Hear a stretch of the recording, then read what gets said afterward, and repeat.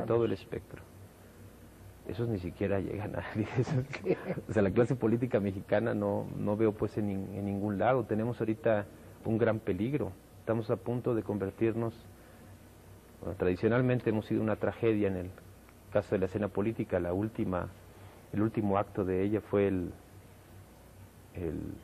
asesinato de Colosio, y el telón fue la derrota del PRI. Pero estamos cerca de la comedia. ¿Hasta en qué momento se personaliza tanto lo que supuestamente debe ser el tránsito a una república en un poder mediático, en una sola persona, que se permite desafiar pautas y normas que son de la república en su relación con el Congreso de la Unión y con el Poder Judicial, ¿no? ¿Hasta en qué momento la república se desplazó de la clase política a los noticieros de televisión, de radio y de la revista Proceso? ¿En qué momento ocurrió esto? No sé, pero no creo que le sirva a la República, porque la lógica es diferente. La lógica con la que operas como hombre de Estado, con visión de Estado, es diferente a la hora que das una entrevista o que haces un spot de televisión. No es lo mismo. No puedes gobernar de esa forma, no se puede. O puedes hacerlo, pero vas a llevar al fracaso tu propio proyecto personal y el proyecto del país, ¿no? El propuesto de Villa, Marcos, en 1994, usted le habló a Vicente Leñero con admiración de Villa.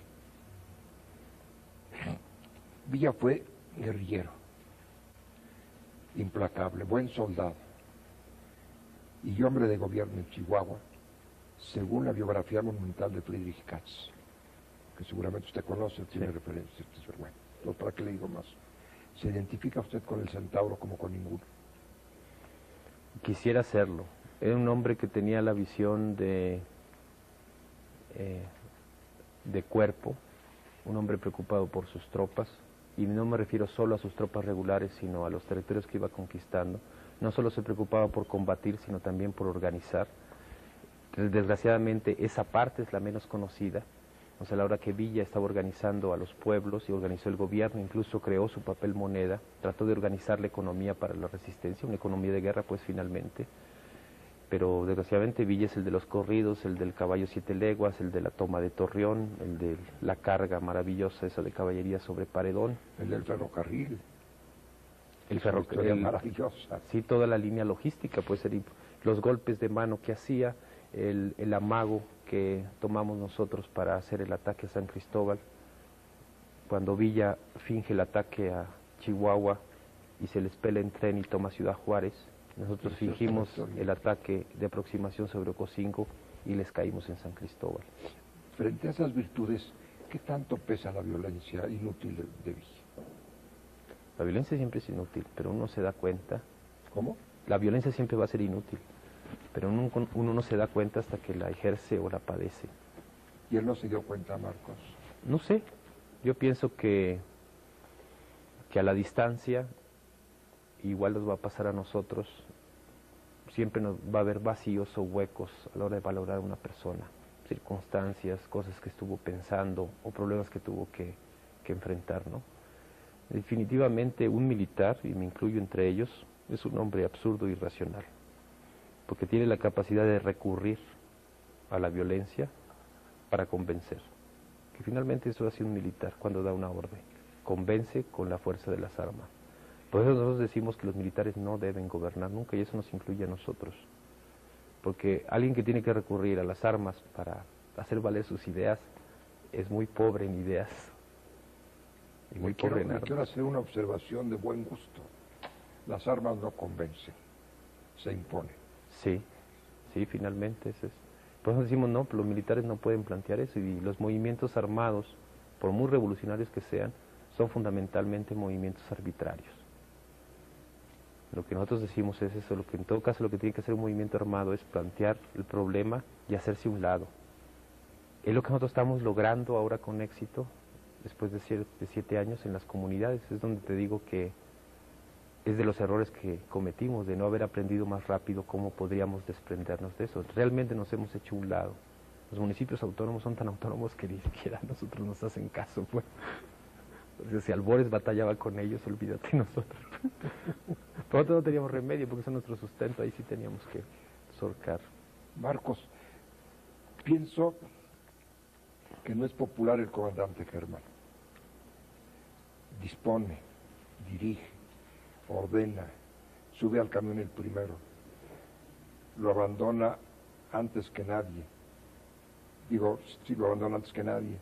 Recibe los documentos, los distribuye, habla con la fuerza del mando. ¿Con la fuerza de qué? ¿Eh? ¿Habla con qué?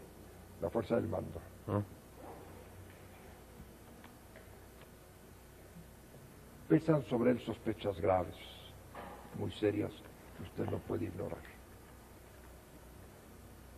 Y no me explico a Germán, tan diferente a usted y tan diferente a los indígenas, en su calidad de portavoz central de lo que es el EZLN.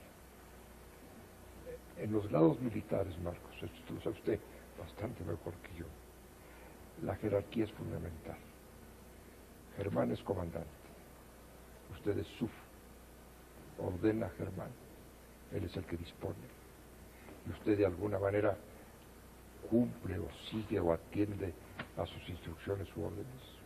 No, el arquitecto Fernando Yáñez, que es conocido como el comandante Germán, significa, a la hora que lo pone el EZLN para el enlace con el poder legislativo y los partidos políticos, significa una señal que, como muchas que hemos dado, el gobierno no ha sabido leer. Con él está diciendo el EZLN, estamos dispuestos a transitar de la clandestinidad a la vida pública. Eso es fundamental. El arquitecto Yáñez sube y baja del camión porque se le ha encargado la seguridad. Los que mandan en el Ejército Zapatista de la Liberación Nacional son los jefes indígenas. Esa es la verdad. Y en ese sentido... Los indígenas. Sí, los jefes indígenas, en este caso los comandantes. ¿Sí? Así es. Es difícil de ver porque la percepción que tienes tú y mucha gente es que nos está viendo como me estás viendo ahorita. Estoy yo y atrás debe estar Tacho cuidándome si no se quedó dormido. Entonces si está despierto debe estar. Ahí está. Ahí estamos. Está allá, más para allá. Mira, si yo estoy hablando que estás detrás mío, ya te fuiste hasta allá. Bueno. Pero en el lado de las comunidades es al revés, precisamente. Están ellos primero y nosotros detrás. De la misma manera que tu hija es Scherer, pero es tu hija, de la misma manera el EZLN es hijo de los movimientos armados de los 60s y los 70s, pero es el EZLN. ¿No? El arquitecto Yáñez no tiene mando ni ascendencia militar dentro del EZLN. Está respondiendo a un llamado que le hicimos nosotros porque queremos darle esa señal que coño nadie está leyendo.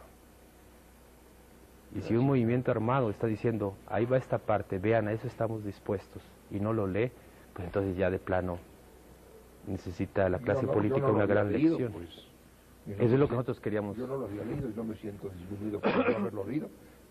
¿Por qué no? Quizá la señal fue muy débil, Marcos, quizá no fue explícita. Pero va acompañada con otras.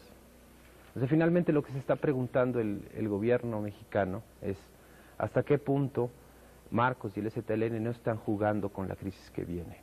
Hasta qué punto esto no es una apuesta de popularidad y al desgaste, a ganar tiempo.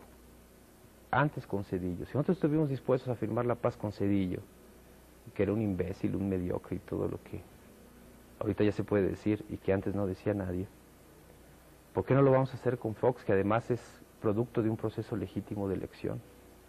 A nosotros no nos espanta firmar la paz con la derecha, porque nuestro problema no es ese. Sería igual el mismo problema si fuera la izquierda electoral la que estuviera en el poder. Nosotros estamos tratando de convencer al otro, en este caso al gobierno federal, que estamos dispuestos a resolver esto y hacerlo rápido, pero que necesitamos una serie de señales. Nosotros damos unas, no las ven, pues es eso, que no le hayamos pues todavía el modo político, pero voluntad no nos ha faltado, pues.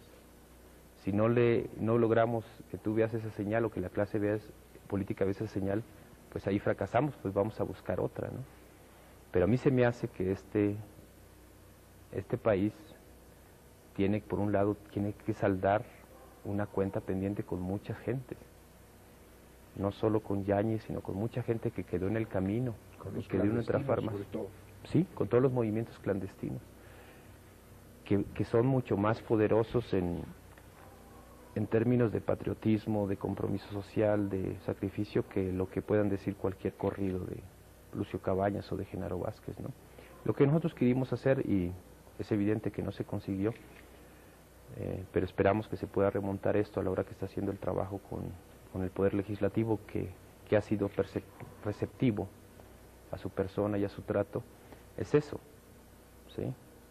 Cuando esto termine no va a quedar nada escondido. ¿Quién sabe? Ya pasaron muchos años. ¿Quién sabe, Marcos? Yo creo que Lo único... mucho va a haber escondido. No, pero va a llegar el momento que se va a salir. Lo que nosotros decimos es que nosotros no vamos a fingir la paz. Es lo que queremos decir. Cuando nos vamos a sentar y lo vamos a hacer en serio, si de la otra parte hay voluntad, nosotros nos vamos a lo último. Vaya, si estamos dispuestos pues a desaparecer, ¿por qué no vamos a estar dispuestos a otra cosa? Si estuvimos dispuestos a que nos maten, ¿por qué no vamos a estar dispuestos a vivir? Entonces sería absurdo que dijeran, estos hombres y mujeres estuvieron dispuestos a morirse porque los indígenas, etcétera, etcétera. Y ahora les decimos, ¿no es cierto que están dispuestos a vivir por lo mismo? No tenemos vocación suicidia, en ese sí ya fallamos mucho, como revolucionario clásico.